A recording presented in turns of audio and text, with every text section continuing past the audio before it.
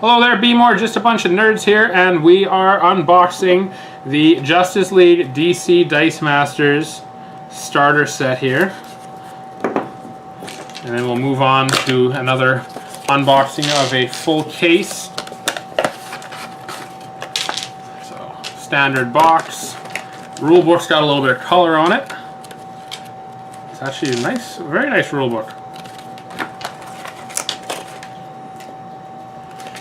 Okay, let's see what we got in here.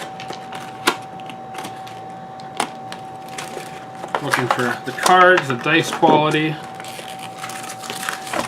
So as always, our silica gel packet and 2 paper bags.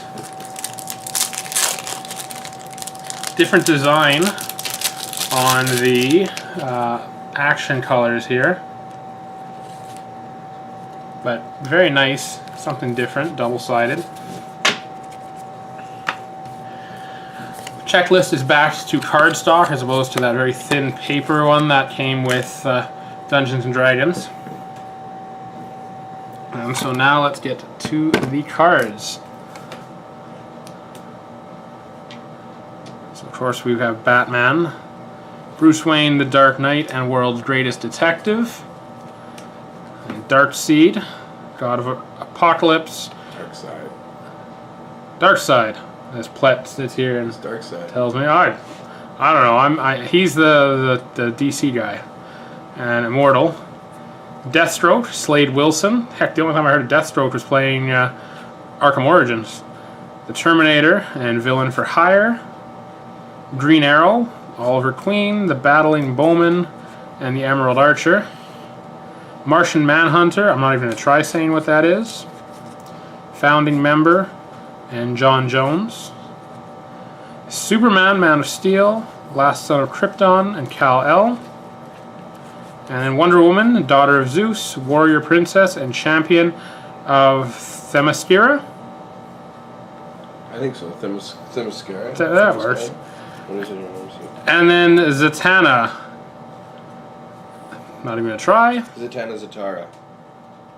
Just backwards. Yeah, I thought, but I wasn't sure if you had to read it backwards.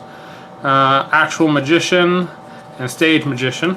And I will be doing a little more on the characters. Right now I want to take a look at the basic actions. So we got Anger Issues. Target character gets +3 attack and Overcrush this turn. And Overcrush would be the same as the Throne Car and Horn of Unicorn gave characters Overcrush. And then this one has the obligatory pay and gets +1 attack until end of turn. Casualties, KO target sidekick. And double burst, KO an additional target sidekick if able. Pay, now this is different, Fist or Lightning Bolt, gain 1 life whenever an opposing sidekick is KO'd this turn. Interesting, so would you pay that 1 time beforehand? I guess. Fist of Fury, deal 1 damage to target player, 1 burst deal 2 damage, and 2 bursts deal 3 damage instead if that player has a villain in play. So, Power Bolt still works for me. Phantom Zone, take any character in the field and place it on this card, and move any dice you've placed onto this card on a previous turn into an owner's prep area. If this effect is cancelled or the die's owner takes damage, return that die to its owner's prep area. So it's kind of like a less powerful Imprisoned. Pick your battles. Each of your characters can only be blocked by opposing characters of the same energy type, and your sidekicks can only be blocked by sidekicks. I could see some power in that. That's a good. Especially if you're playing against a mono fist deck, which I've done a few times. Righteous Charge. Your attacking characters take a maximum of 2 damage from each blocker. And Double Burst, instead they take a maximum of 1 damage from each blocker. Save Civilians. Whenever you field a sidekick this turn, reduce the fielding cost of another die by 1. Draw a die from your bag and put it in the prep area. Not too shabby. Shockwave. KO all level 1 characters. And with a burst or 2 bursts, also deal 3 damage to opposing player. That I could see doing quite well. I mean, it wipes out sidekicks and a lot of low-level guys. Pay 1, so I guess that's generic, Target level 1 character is unaffected by this action dice this turn. Villainous Pact. Your opponent chooses one non-villain character. All other non-villains cannot block this turn. And you can pay a mask once per turn. During your turn, if you have no dice in your prep area, you may draw a die and place it in your prep area. You know, between this Silver Surfer and that one from D&D, you could potentially draw 3 dice out of your bag for 2 shields and 1 mask. Yeah, plus I was going through some of these ones. You can purchase a bunch of stuff and put it directly into your bag. Choose an opposing character for vulnerability. Choose an opposing character. If you damage that character this turn, KO it, draw a die from your bag, and place it in your prep area. So this, I've seen a lot of basic actions that are relying less on globals to be their use and actually using the basic action. So you combine with the Red Dragon from Dungeons and Dragons and find another cheaper way to go out, and this will actually work really well with a few decks.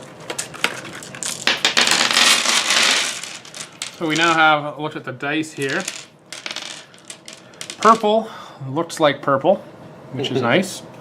And green is actually changed in color. It's more of a, I don't know how well you can see on here, but it's more of a lime green.